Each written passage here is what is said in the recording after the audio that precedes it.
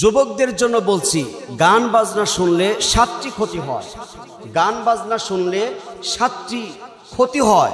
দুনিয়াতে তো 7টি ক্ষতি হবে এবং পরকালে আপনার বিপদ হবে।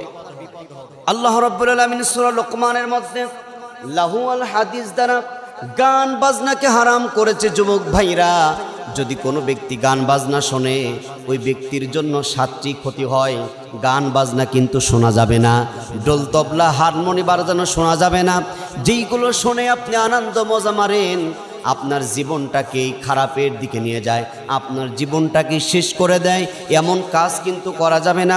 গান বাজনা শুনলে 1 নম্বরে অন্তরের মধ্যে নিফাক সৃষ্টি হয়, অন্তরের মধ্যে নিফাক সৃষ্টি হয়, দিলের মধ্যে নিফাক ও মুনাফিকি সৃষ্টি হয়।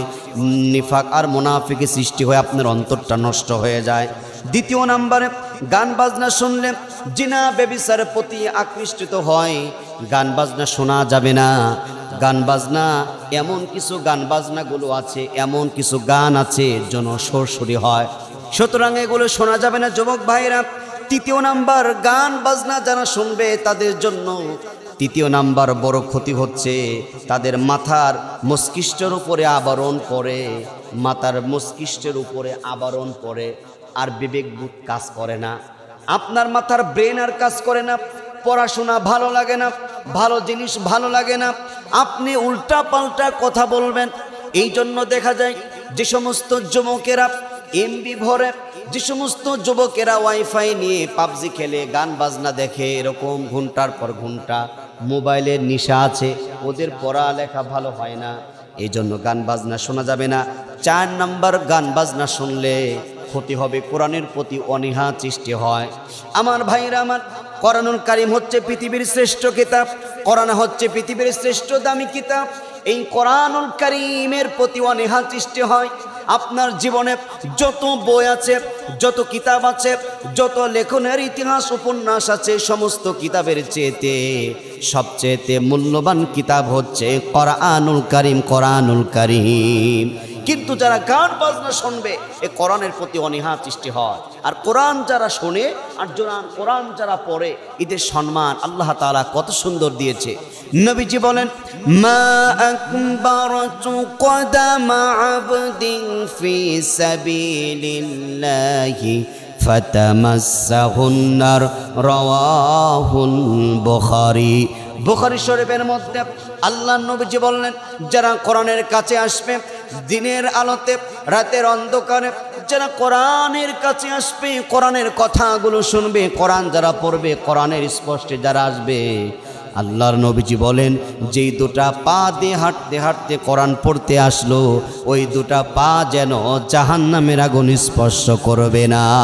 সুবহানাল্লাহ। আমার ভাইরা আমার, এই জন্য যুবক ভাইদেরকে বলছি, গান বাজনা শোনা যাবে না। পৃথিবীতে যত কিতাব আছে, সমস্ত কিতাবের সবচেয়ে বড় কিতাব কোরআনুল কারীম।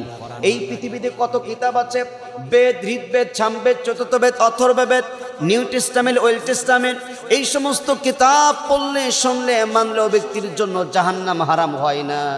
যারা কোরআনুল কারীম পড়ে, তাদের জন্য আমার আল্লাহ তাআলা জাহান্নাম হারাম করে আল্লাহর জান্নাতে দিয়ে দেয়।